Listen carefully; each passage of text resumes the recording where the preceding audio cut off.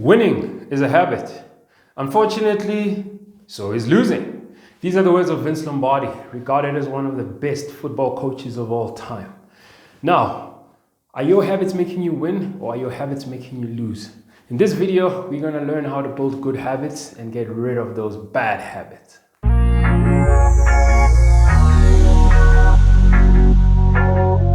Hi, my name is Mukhele Mahlase. You're welcome to call me Mo. I'm an MBA graduate with over 15 years working experience and over 40 years of life experience. Now, I'm going to share with you today what I've learned about habits, how to build those good habits, and how to get rid of those bad ones. We're going to go through 4 things on this video. The first thing, we look at why we form habits, and we look at the proven methods to develop good habits and some proven methods to get rid of the bad habits. Then we look at how to make those good habits stick. Let's get straight into it.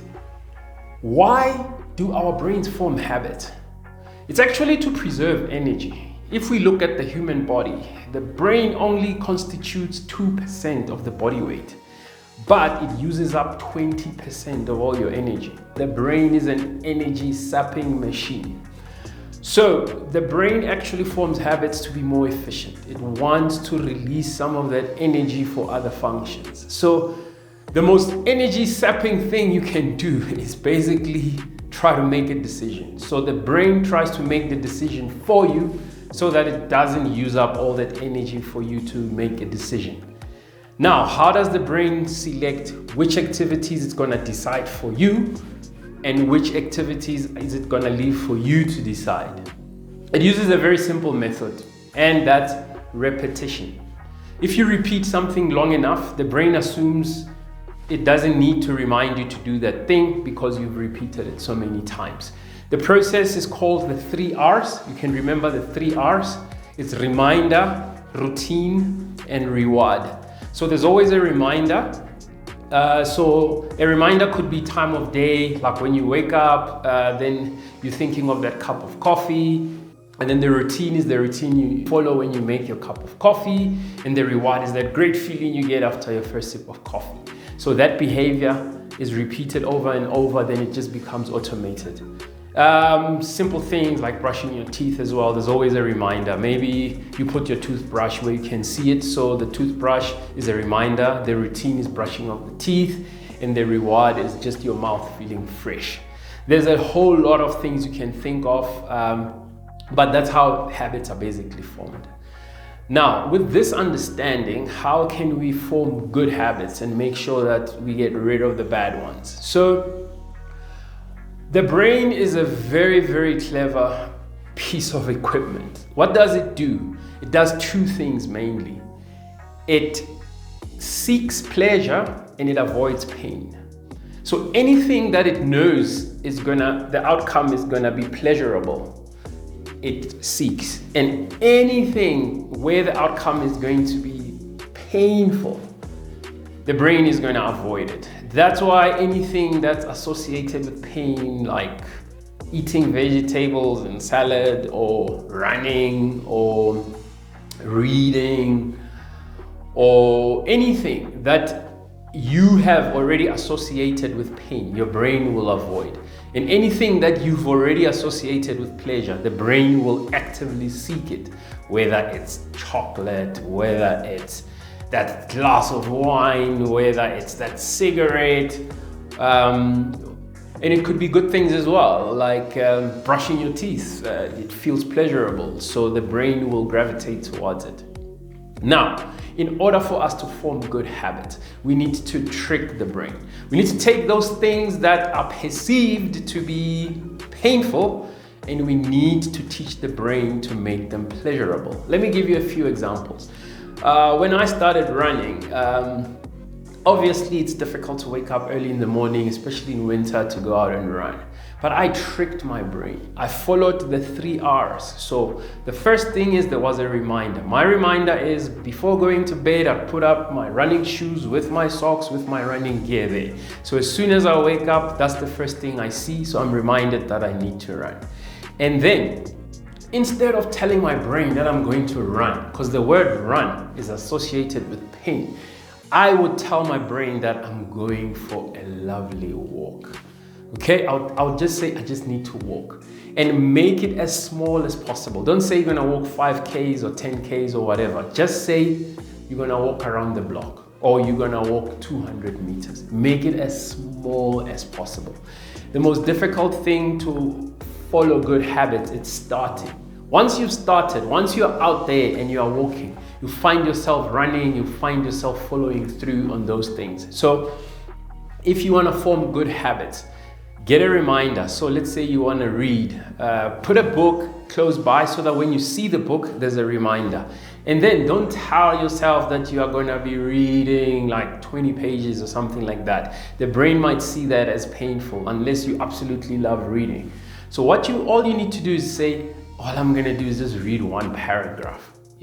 Make it as minuscule as possible, as small as possible. So any behavior that you want to adopt, break it down to the smallest piece of action that you need to take. And then your brain will think that it's something so small, it doesn't associate it with pain, it associates it with something small. If you can find a way to put some pleasure in there, like what I did with the running, I said I'm gonna go for a wonderful walk, listen to the birds, smell the fresh air. So when you associate those things to pleasurable experiences, your brain is more and more likely to adopt it. So remember, your brain seeks pleasure and avoids pain. That brings me to number 3. Number 3 is how to avoid the bad habits, how to make sure that you get rid of those bad habits. So the brain has already formed those associations with good things that might be bad for you and you want to get rid of them. So the brain has already associated playing video games with pleasure.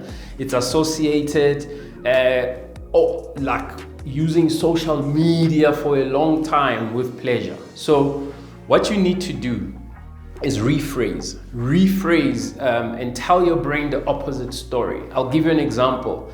Let's say you have a problem with sugar. You just have sugar cravings and you just always want to open the fridge and get something with sugar, or when you go to that aisle at Spa or whatever, at any bakery, then you see those cakes and then you just can't resist it. So you just need to associate sugar with poison. If you just think, oh, sugar is poison, picture poison. Don't have this wonderful picture of it. Have this terrible picture of it. And then you will definitely find it easier to avoid that behavior. So another thing, if you finding it difficult to go and exercise and things like that, just think of fat. If you just hate fat, so just think, if you do not just go out for a walk, you are going to be fat. So now your brain is comparing those two things. It's either you just go for a little walk or you remain fat.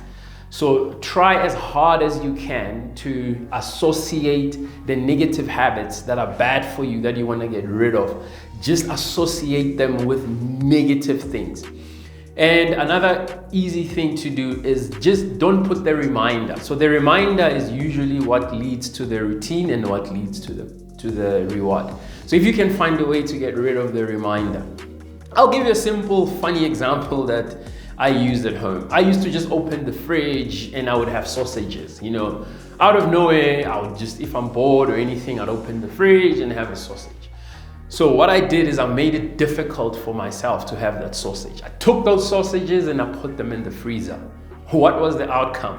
Once the sausages are frozen, now I must open the freezer and I must chop them down, try to separate them because they're all frozen with each other. And then because they're frozen, I can't eat them. I would need to go and microwave them. So you're making it difficult for yourself to actually perform that action that you want to get rid of. So make it difficult for yourself. If there's something that you find difficult to get rid of, make it difficult. Don't make it easy. If you want to get if you want to stop drinking, don't just have alcohol lying around and it's easy. Make sure you don't have any alcohol at home so that you are able to drive. There must be some form of an effort that you have to put in order for you to do it. So make it easy, make it as easy as possible for you to adopt the behaviors that you want to adopt, and make it as difficult as possible to for you to adopt the behaviors that you want to get rid of. So trick your brain. You know, it seeks pleasure, it avoids pain. And then how do we make good habits stick? Okay, this is where the magic really is. So a lot of people think willpower is what's going to get you there, and unfortunately willpower runs out. So a better strategy for you to make the good habits stick is identity change. So you basically need to change your identity. I'll give you an example. Let's say you've decided to quit smoking, and then someone asks you or someone offers you a cigarette. You have two options. You could say, I've quit smoking, or you could say, I don't smoke. So that is a big difference, because when you say you don't smoke, you've changed your identity. You no longer identify yourself as a smoker. You have now adopted the new identity, and every time you do not smoke, you are reinforcing that behavior, and you are actually making your subconscious brain believe that you've adopted that new identity. So even running, you shouldn't say I've started running or anything like that. Rather say I'm a runner. So embrace that new identity. I'm a reader. Anything that you want to adopt. And as long as you are performing those actions, as however small they are, as long as you are in your workout clothes and you are running or walking or whatever, you are that person. So tell yourself every single day that you have adopted that new identity. And every time you perform the action, it's proof that you are that person. So I want to wish you all the best in trying to adopt those positive habits. As you know, your habits will determine where you are. Your success or failure is determined by your habits. If you enjoyed this video, go ahead and smash that like button. If there's someone who will get value from this video, please go ahead and share it with them. Subscribe to this channel if you want more videos just like this one, and we'll see you on the next video.